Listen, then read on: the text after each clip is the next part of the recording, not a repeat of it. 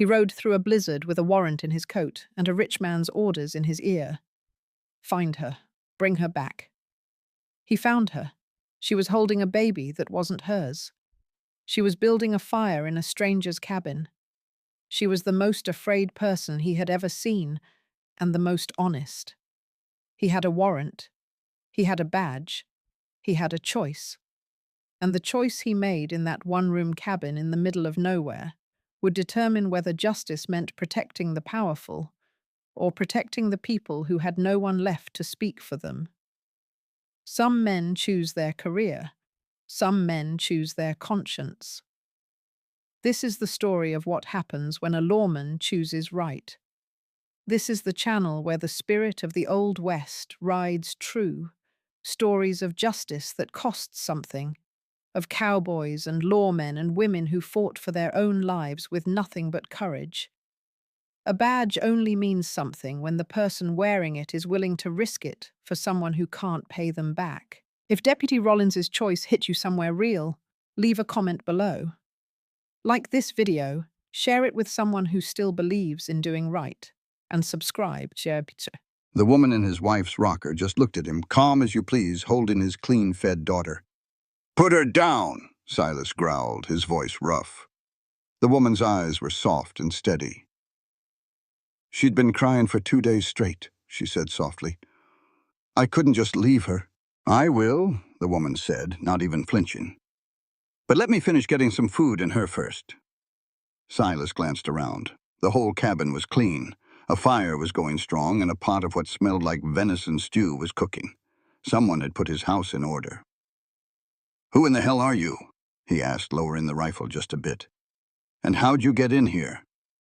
She told him the door was unlocked, and her name was Clara. She said she was just passing through when she heard the baby crying. Silas snorted. Nobody just walks through the Montana mountains in December unless they're running from something bad. "Give her to me," he said, finally setting his rifle down. Clara stood and gently handed the baby over. Her hands were soft, but he saw fresh scratches on her wrists. Birdie snuggled right into his beard, smelling of soap and milk. He realized his little girl hadn't been this peaceful in a long, long time. "How long you been here?" he asked, his voice softer now. 2 days, Clara answered. The cabin was freezing cold, and she was all alone. Guilt hit Silas like a punch to the gut. He thought he had left enough wood to keep her safe. He had to leave her to track the elk that would get them through the winter. "I didn't mean to trespass," Clara said. "I just couldn't leave a baby to cry." Silas finally took a good look at her. She was a big woman, the kind folks in town would whisper about. But out here in the wild, that size meant strength. Her eyes looked wary, like someone who knew people could be cruel.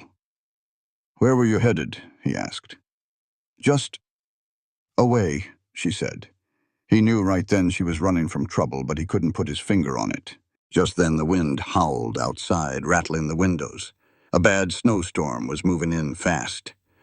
"Looks like the weather ain't clearing soon," he said. Clara's face fell. "I can stay in the barn." Silas shook his head. "The barn ain't fit for a dog. You helped my daughter. I ain't gonna send you out to die in a blizzard." He laid out the rules. She could stay, but she slept by the fire, and when the snow stopped, she had to leave. She just nodded. "Understood." The cabin was warm and smelled like good food, a feeling it had not had in years. "The stew is ready," Clara said, breaking the silence.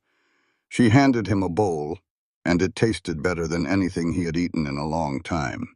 It had been years since someone cooked a meal for him.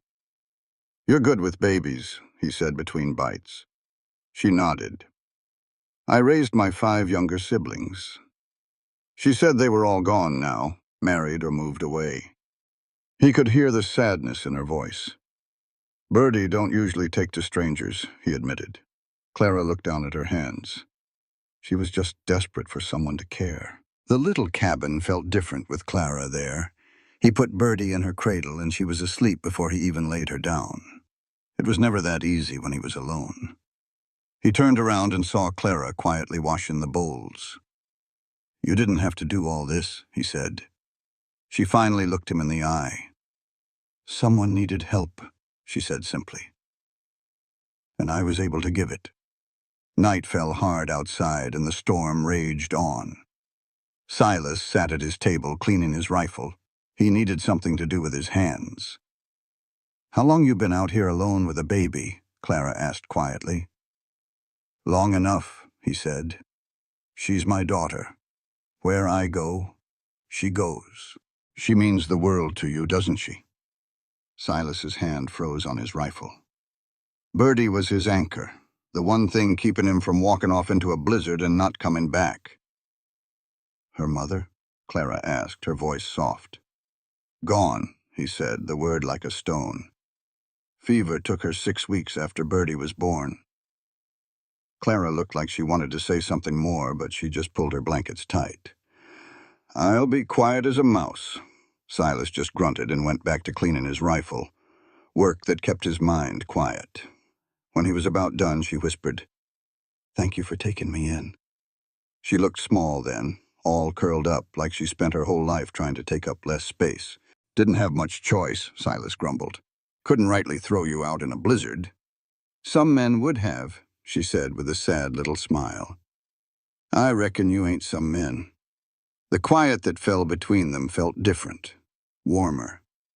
He finished his work and bedded down near Birdie's cradle, still in his boots. "You always sleep ready out here, but," listening to his daughter's soft breaths on one side and Clara's steady ones on the other, some of the tension eased out of him for the first time in over a year. The cabin felt like a home again, like when his Emmeline's laugh used to fill it. That was a dangerous feeling. Clara would be gone when the snow stopped.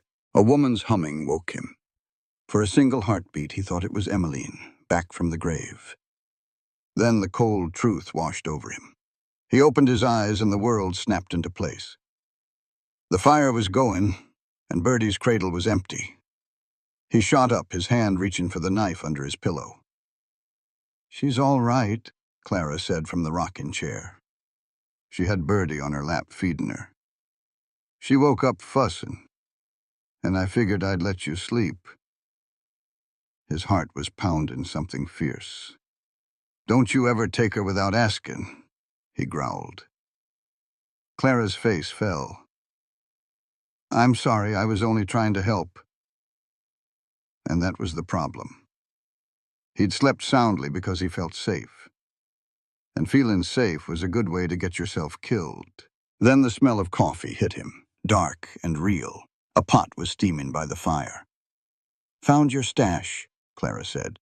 "Figured you could use some." Outside, the storm was still howling. They were snowed in good. "I checked the pantry," she said. "We've got enough for 2 weeks, maybe 3 if we're careful." Silas took a long sip of coffee. "Tell me about your people," he said suddenly. "You're in my home with my daughter. I ought to know who you are." She told him about growing up in Virginia City and how after her mama died, her father took to drinking. He ran up some bad gambling debts and decided the best way to pay him was to sell his own daughter. "He sold me to a merchant," she said, her voice tight. "A man named Virgil Cade. At first, Virgil laid on the charm. But he also made it clear he was doing her a favor, picking a big woman like her. He called her his fat little project and said he was going to fix her.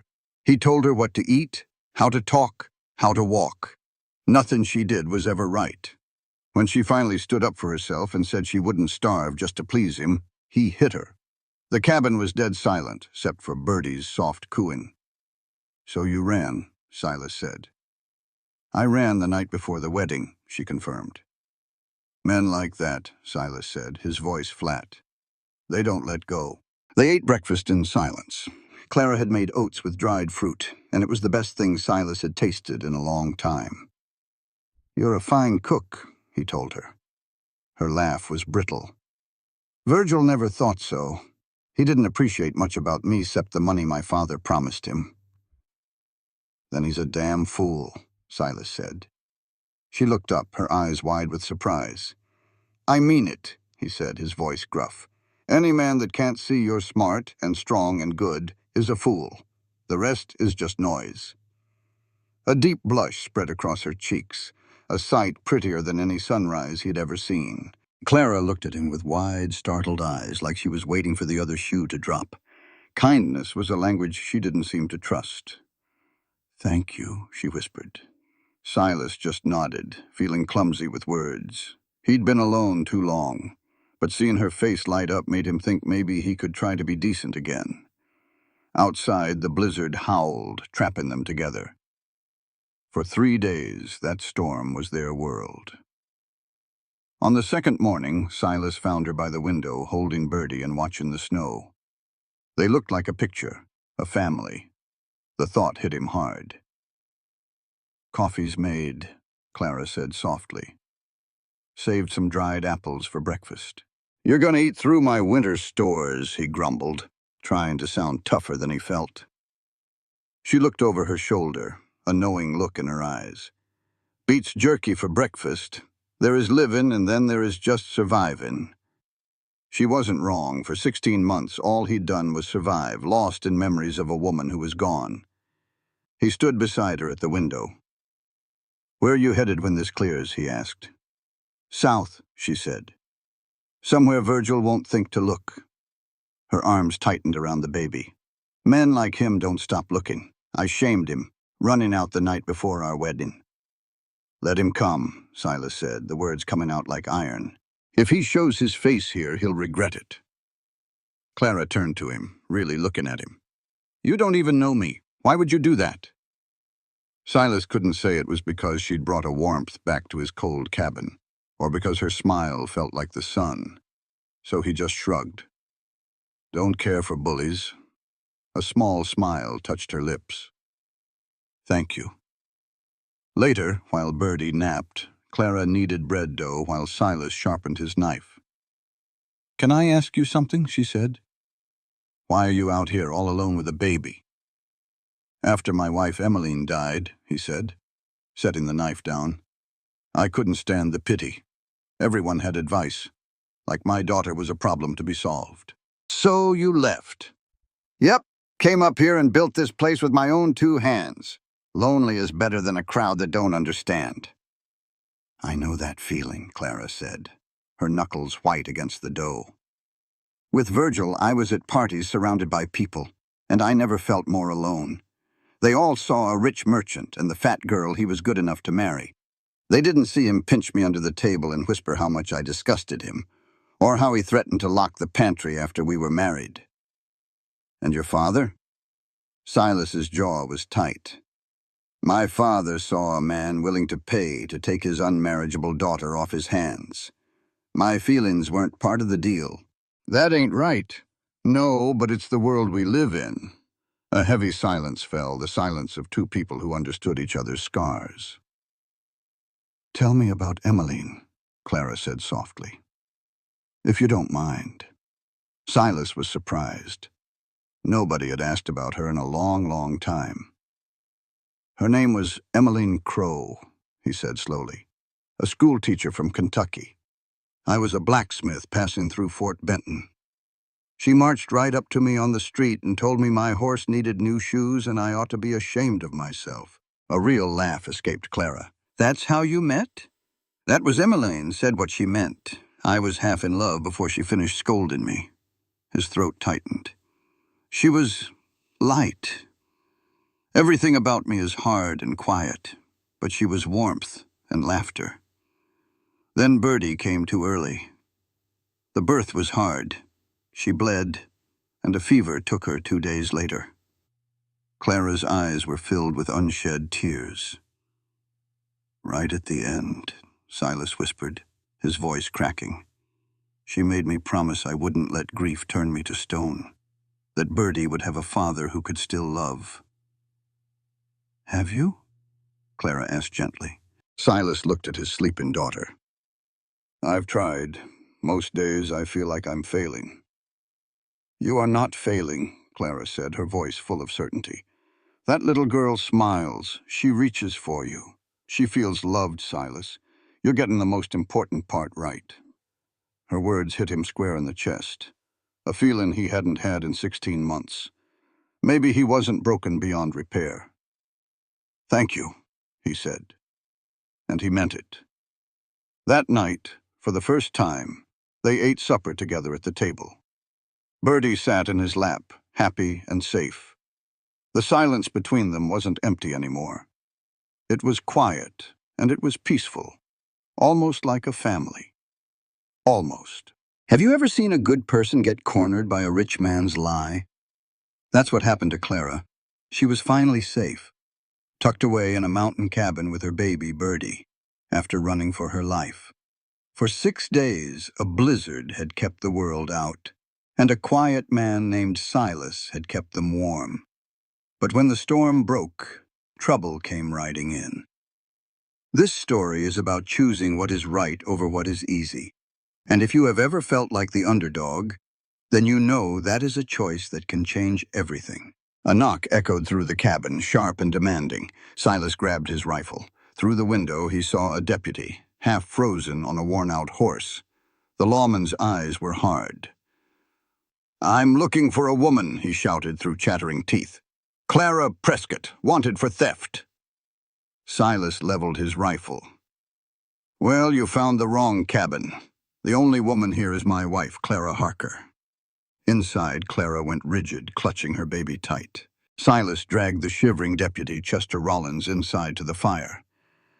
"That woman is a thief," Rollins insisted, pulling out a warrant. "Virgil Consincade says she stole $300 and family jewels." From the corner, Clara's voice trembled with rage. "That is a lie. I took nothing but my own $23 and my mother's shoes." Rollins just looked at Silas. "Step aside, this does not concern you." Silas did not move an inch. "She is in my home. That makes it my concern." Silas took the warrant. It looked flimsy, rushed, just a rich man's word on a piece of paper. He looked at the deputy. "This is trash," he said, and tossed the paper straight into the fire. Rollins lunged forward but stopped cold when the rifle barrel centered on his chest. "Here is what happens now," Silas said, his voice dangerously low. "You will eat the food my wife gives you, and in the morning you will ride back and tell Virgil you lost her trail in the storm." "I swore an oath," Rollins protested weakly. Silas gestured toward Clara. "Then look at her. Does she look like a thief, or does she look like someone who ran from a monster?" Clara stepped into the light, her fear now forged into iron. "He is not after money, deputy. He is punishing me. I humiliated him because I refused to be his property. A woman he called fat and worthless dared to say no." The cabin was silent except for the crackling fire. Rollins stared at the floor, the truth of her words settling heavy in the small room. He looked from her defiant face to the baby in her arms, and finally back to Silas. "If I do that," he said slowly, "Consincade will just send someone else, someone who will not ask questions." Silas nodded. "Probably, unless a lawman goes back and starts asking his own questions about how a man like Consincade really makes his money." A new light sparked in the deputy's eyes. He had made his choice. Silas looked her straight in the eye. "When that fellow showed up asking about you, I told him we were married." "You did what?" she whispered. "It was the fastest way to protect you," he said. "A husband has rights." He took a breath. "And if he comes back, we'll make it real." Her jaw dropped. "You can't be serious. We barely know each other." "I know enough," he said. She started shaking her head. "You don't know me. I'm the woman my own father sold off. The woman who was too big for a man to even pretend to want." "Stop!" Silas's voice cut through her words like an axe. "Don't you dare talk about yourself that way. Not in this house." "It does not matter one bit what you weigh, Clara. What matters is who you are inside. You waltzed into a stranger's home and saved his little girl.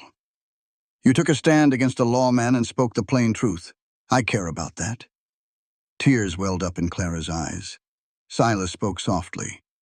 "We can talk it all out in the morning. For now, you get some rest. I will not let him take you. You have my word." With his rifle across his lap, Silas settled in for a long night. He had placed himself between Clara Prescott and every man who had ever tried to make her feel small. He would be the wall that stood between her and the storm. He sat in the dark and waited for the sun.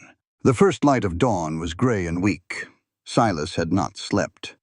The deputy, Rollins, woke up slow, rubbing his face. His gaze landed on Silas. "You sat up all night," he stated. "Someone had to." "I am a lawman, Parker, not some outlaw," Rollins said, his jaw tight. "The line between the two can get mighty thin sometimes." Before the deputy could argue, Clara appeared with Bertie in her arms. She had been awake too, listening in the dark. She was waiting to find out if this man with a badge would drag her back to a life that was pure hell. "Good morning," she said, her voice quiet. The silence in the room was heavy. Rollins watched Clara as she tended to the baby, her movements sure and gentle. "How old is the little one?" he asked. 18 months, Clara replied. "And her mama is gone," Silas added, his tone flat. "Fever took her."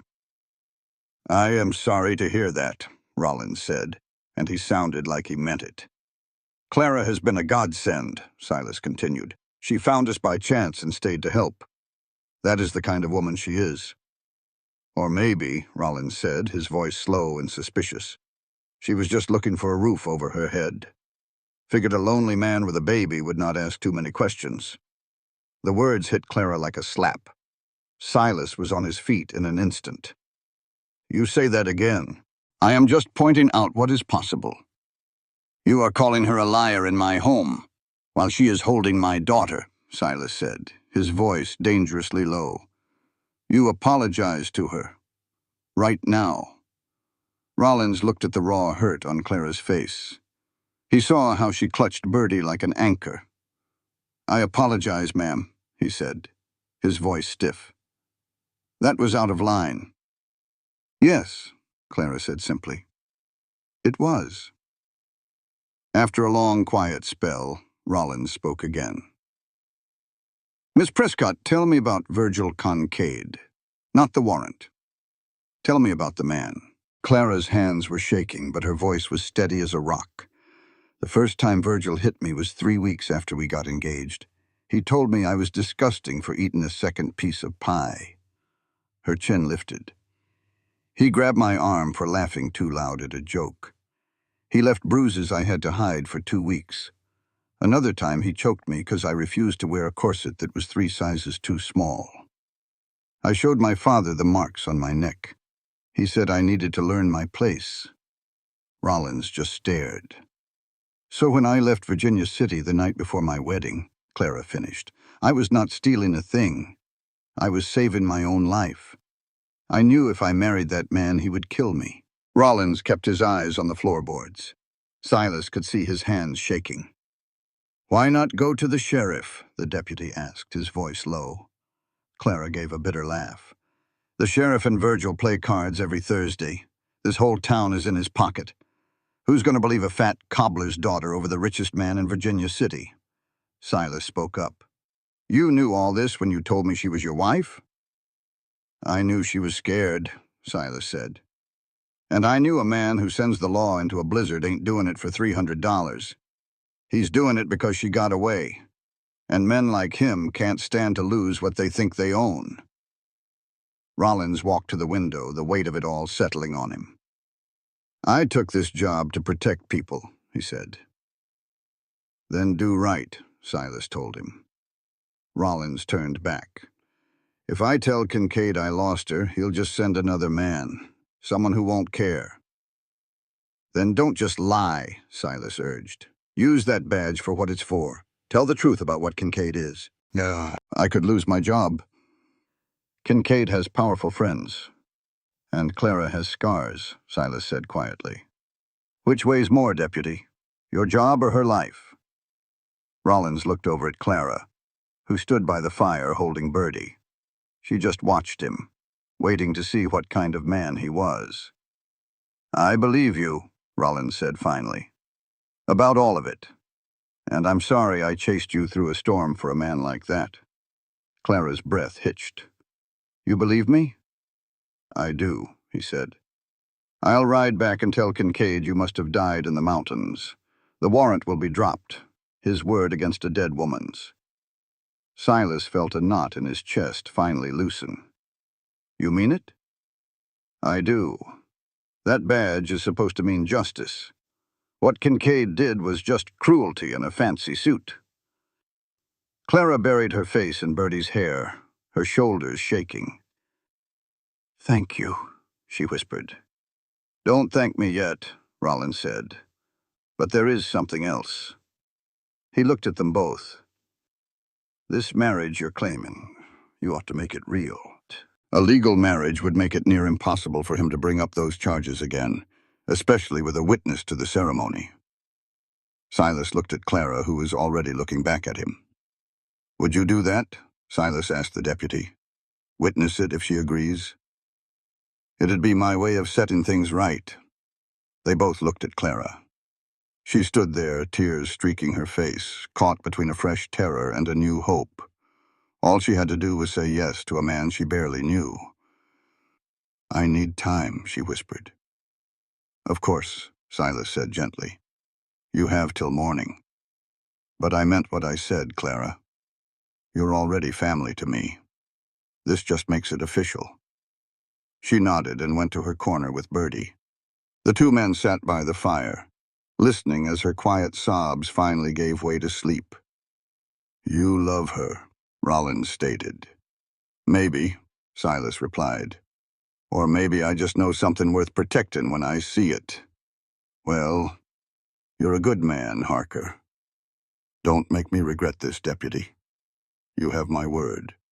The next morning, Silas found Clara at the window staring at the fresh, clean snow. It's beautiful, she said. Like a fresh start.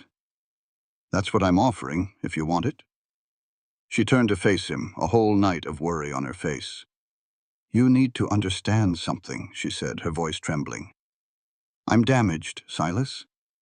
Virgil broke something inside me. My trust. I'm the kind of woman who flinches at loud noises and questions every kind word.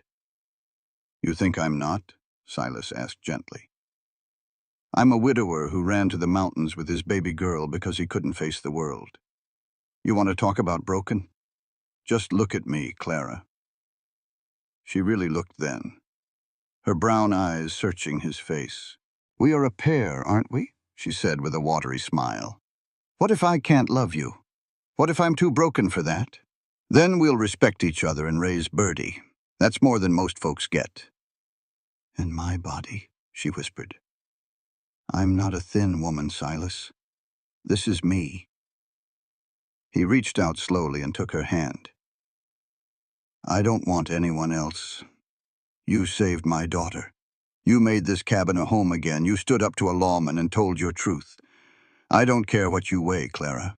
I care that you're brave and kind. Tears streamed down her face, but when she opened her eyes, she looked determined. Yes, she whispered. Yes, I will marry you. He pulled her into a careful hug, and she finally let go, sobbing against his chest. After a moment, Rollins cleared his throat. She said yes. Silas nodded. Then let's make it official before I ride out. They gathered in the middle of the cabin, Rollins standing before them. Silas Harker, he began. Do you take Clara Prescott as your lawfully wedded wife? Silas looked at Clara, at her scared and hopeful eyes. She was beautiful because she was courageous. I do, he said.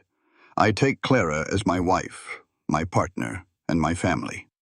I promise to protect her and respect her.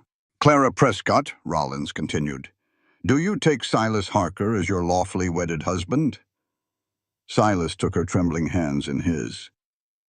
I do, she said, her voice surprisingly strong. I take Silas as my husband and my protector. Then, by the authority of the Montana Territory, Rollins said, closing his journal, I pronounce you husband and wife. They stood there, holding hands. This was supposed to be practical, but it felt like a real beginning. Silas leaned down and gently kissed her forehead. When he pulled back, she was crying and smiling at the same time. Congratulations, Mr. and Mrs. Harker, Rollins said. Sign here, and we'll make it official. They signed their names on the same line, strange and perfect. Then he will find a married woman on private land, under her husband's protection. Any attempt to bother her becomes my business. Rollins pulled on his coat. At the door, he gave Silas a hard look. Take care of her. I will, Silas promised. And thank you, Deputy, Clara said softly, for choosing what is right. Rollins tipped his hat. Justice and duty are not always the same thing. Today, I am glad I chose justice. He looked at Silas one last time. Men like Kincaid do not let go easy. Be ready. Let him come, Silas said. He will learn right quick that some things are worth dying for. They watched Rollins ride off until he was just a speck. Silas closed the door and turned to Clara. Well, he said, you are my wife now. So it seems, she answered with a shaky laugh. This morning I did not know what would happen, and now I am married to a man I have known for a week. What if this is a mistake? Silas knelt down in front of her. Then we will figure it out together. That is what partners do. I want to try, she whispered. I am just so scared. Me too, he said, taking her hands. But I would rather be scared with you than be safe and all alone. After a long moment, she nodded. Me too. Just then, Bertie let out a loud cry, reminding them both of their new life, right here, right now. Have you ever felt so cornered that a stranger's protection felt like your only way out? That's where Clara was, running from a powerful man who wanted her ruined. She found Silas, a good man haunted by his own past, and in one day they became a family to protect themselves and his little girl, Bertie. This is the story of how a paper marriage born from desperation slowly turns into something real. Silas watched his new wife, Clara, settle his daughter on her hip like she was born to it. He tested the new name, asking what she wanted for their wedding day. She just smiled, a real hopeful smile, and said she wanted to make the cabin theirs. Together they started doing just that. He knew this was a lot for her, so he offered to sleep on the floor. But Clara surprised him. She asked him to stay close, not for anything more than the feeling of safety.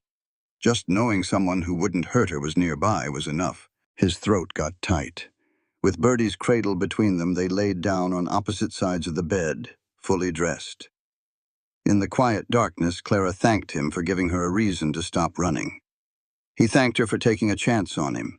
She told him he wasn't broken, just hurt. He said the same thing back to her. Maybe, they thought, they could heal each other, a little bit at a time. As they listened to the fire crackle, Clara whispered that she thought she could love him someday, if he was patient. Silas's heart hammered in his chest. He whispered back that he could love her too, and that he had all the time in the world. The days that followed found their own rhythm. Silas taught Clara how to use a rifle. He stood behind her, his voice calm, guiding her hands. Her first shot was wild, but he just told her to breathe and try again. Slowly, she got better. It was not perfect, but it was enough to make an intruder think twice. She was no longer helpless. In return, Clara taught Silas all the little things he'd struggled with, like how to braid Bertie's hair without tears and make decent oatmeal. They learned each other's quiet ways, building trust one small act at a time. A couple of weeks later, Silas found her writing a letter. She told him it was for her sisters, to let them know she was alive and safe. He knew it was a risk, but he agreed to help her mail it. She asked what she should tell them about him. He said to tell the truth, that she married a quiet mountain man, that she had a daughter now, and that they were building a new life together, their life. That night by the fire, Clara asked if he ever thought about his first wife, Emmeline. Silas admitted he did, every day. He believed Emmeline would be glad he found someone so kind and strong to help raise Bertie. He said they both had the same instinct to care for people, and that meant the world to Clara. Any regrets? Silas asked her. Clara put down her knitting and looked him square in the eye. Not for a single second, she said. For the first time, this was my choice. Marry you, stay in here. That was all me. Weeks went by, and the cold Montana winter couldn't touch the warmth growing inside that cabin. Silas found himself watching her, the way she'd hum or smile at the baby. He was falling for her, slow and sure as a coming storm. One night they were playing cards. She was winning by a mile, laughing so hard they couldn't keep score. "You're cheating," he grumbled. "No, you just give yourself away. Every time you get a good hand, you rub that scar on your nose." He pulled his hand from his face like he'd been bit. And right then, with her laugh filling the room, it hit him. He loved this woman. Not someday. Right now. It wasn't thunder, just a quiet sunrise in his heart. Just as Birdie whimpered from her cradle, Silas watched his wife soothe their daughter in the firelight. "Clara," he said softly, "I'm just glad you're here." She gave him that real smile, the one that lit up her whole face.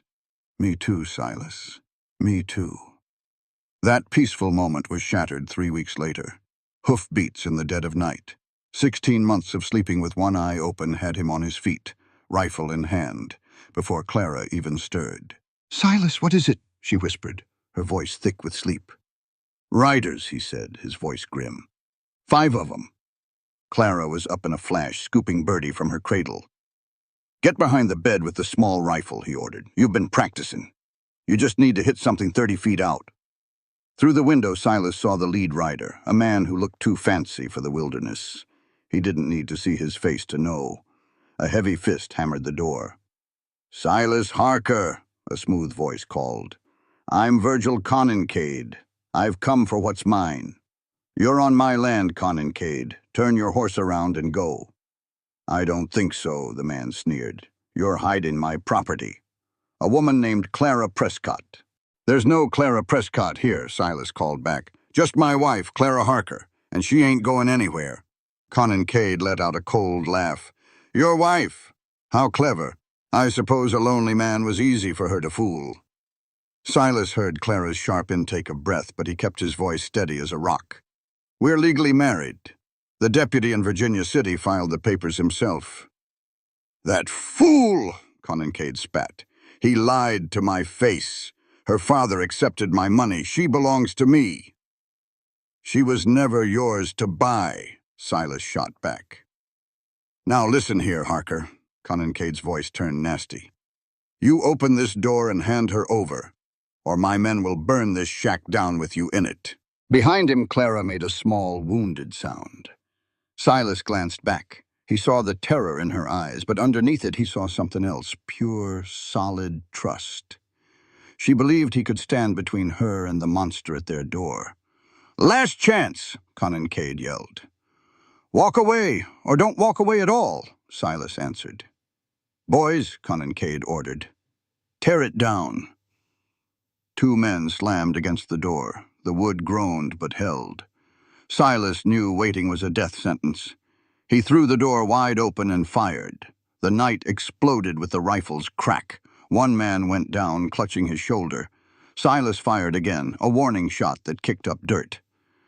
But Virgil Conincade wasn't the type to be warned off. He started shooting, and soon bullets were slamming into the cabin from all sides. Suddenly a shot came from behind Silas. It was wild, but it made one of the hired guns dive for cover. Now they knew there were 2 guns in the cabin. "Good shot," Silas yelled to her. "I was aiming for his leg," she cried back. A bullet ripped through the wall, inches from where Clara huddled with the now screaming Birdie. That was it. "I'm going out there," Silas said. "They'll kill you." "They'll kill us all if I stay in here. Just keep firing from that window. Make 'em think we're both inside." He saw the terror on her face, but she nodded. "You'd better come back," she whispered fiercely. He gave Birdie a quick kiss, touched Clara's cheek, and slid out the small back window, dropping silent as a shadow into the snow below. He was in his element now. The hired guns were city men, loud and clumsy in the dark woods. Silas moved like a ghost through the trees he knew so well. They were watching the front of the cabin, never thinking to look behind. The first one went down from a rifle butt to the head, never saw it coming. The second was behind a log. Silas snapped a twig to his right, then came up on the man's left. A quick move, and the man's gun was on the ground before he could scream. The others started shouting, spooked. "He's outside!" Connencade's voice cracked with panic. "Get him!" But Silas was already gone, melting back into the darkness. This was his mountain. The last man made the mistake of hunting alone. Silas stepped from behind a tree right in his path. "Looking for me?" he asked. Silas laid a man out cold before his pistol even cleared leather. That made 3 down. Bullets started ripping through the brush as Connencaid and his last man opened up. Silas took cover behind a big rock, chips of it stinging his face. Connencaid was just screaming nonsense now. The last hired gun came sneaking around, but he stumbled on the uneven ground. Silas hit him like a ton of bricks. They wrestled hard in the snow, but Silas was fighting for his whole world. 4 down. The final gunshot came from close by, the heat of it passing his ear. He turned to see Virgil Connencaid, 10 feet away, his face a mess of anger and fear. The man looked smaller now, softer, a bully who'd never been in a real fight. "You should have just given her to me," Connencaid snarled. "She was never yours to give," Silas replied. Connencaid's hands were shaking something fierce as he fired again, missing by a mile. But then a third shot cracked through the cold night air. It was not from Silas. It came from the cabin. Virgil Connencaid staggered, looking down at the red blooming across his fancy coat. There in the doorway stood Clara. A rifle was in her hands, smoke curling from the barrel. Her face was set like stone. "I choose myself," Clara said, her voice ringing clear as a bell. "I choose my family, and I choose for you to leave this place and never come back." For a long moment, nobody moved a muscle. Then Connencaid's pistol slipped from his fingers. He dropped to his knees in the snow. "You shot me," he whimpered, sounding like a spoiled child. "I should have done it a long, long time ago," Clara said, her voice steady. "Before I let you make me believe I was worthless." Silas moved in and kicked Connencaid's gun away. The fight was done. "Is it over?" Clara asked, the adrenaline finally leaving her. "Almost," Silas said, pulling the wounded man to his feet without an ounce of pity. "Here is what is going to happen," Silas told him.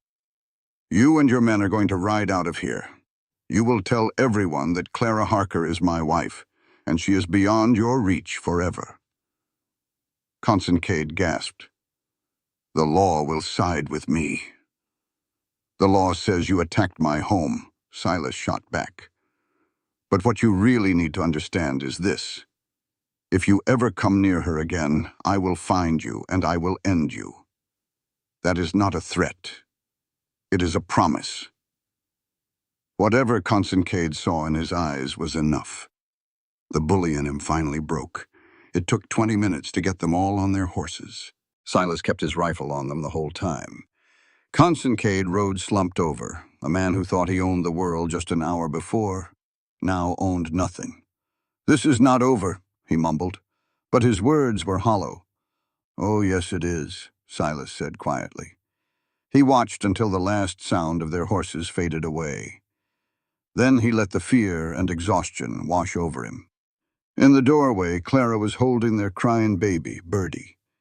Tears were streaming down her own cheeks.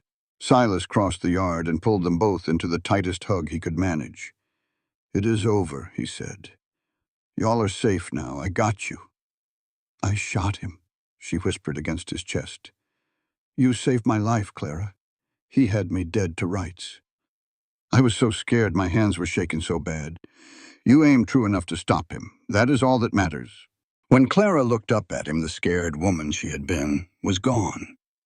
In her place was someone stronger, forged in the fire of that terrible night. "I am not running anymore," she declared. "This is my home. You and Birdie are my family, and I will fight for us." "I know you will," Silas said, his voice thick with emotion. "I saw it tonight." They stood there, holding each other and their daughter as the first hint of dawn touched the sky. The cabin was battered, with bullet holes in the walls and blood on the snow. But it was standing. They were standing. And Virgil Kincaid was riding away with a hole in his shoulder put there by the very woman he thought he could own. "I love you," Clara said, her voice sure and clear. "Not someday, right now. I love you, Silas Harker." His arms tightened around her. "I love you too, Clara. I reckon I have for a while now." Bertie fussed between them, and they both let out a shaky laugh. It was a messy, real, and perfect moment. Silas led his family back inside, closing the door on the cold and the darkness. Inside, the fire was still going. In the quiet days that followed, they patched the cabin and cleaned the porch, trying to erase the memory of the violence.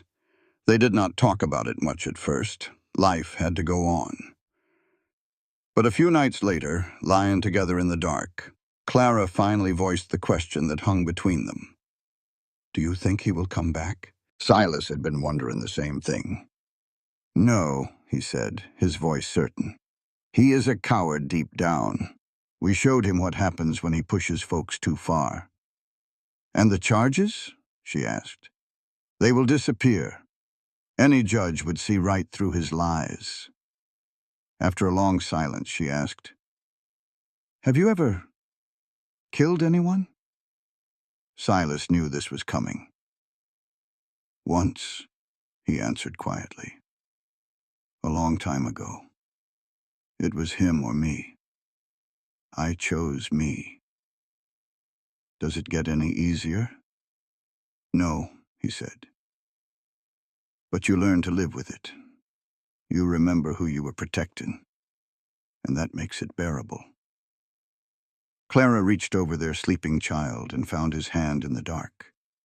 Their fingers tangled together, her soft hand against his rough one.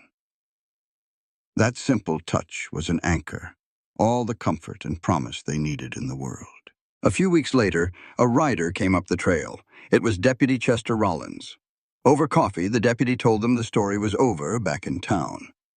The powerful man, Kincaid, had returned claiming Clara had died in the mountains. Nobody believed him, but his money quieted any questions. As far as the world was concerned, Clara Prescott was gone. The deputy then handed Silas a folded paper. It was their official marriage document, filed and sealed. Their new life was legal and real. The deputy said he was resigning and heading north to build a place with real law, not the kind bought by rich men. As he rode away, he told them they had built something good. Clara leaned against Silas, finally feeling the truth of it. It was really over. She looked up at him, saying she wasn't free, but bound to this new life she had chosen. And as the snow finally began to melt, they knew they would make it a life worth choosing. Clara refused to be invisible any longer. She had spent 23 years trying to disappear, but here in Montana she held her head high. When their daughter Bertie took her first wobbly steps across the cabin, Silas finally offered a real grin. It was a sight Clara had been coaxing out of him ever since she arrived. He told her he was proud of them both, and in that moment their small cabin felt like a kingdom. They built a new room and planted the mountain's first garden. On trips to town for supplies, folks would stare, but Clara met their gazes. She told Silas she was done with hiding. One evening, Clara sat Silas down, her face a mix of fear and wonder. She pressed a hand to her stomach and told him she was pregnant.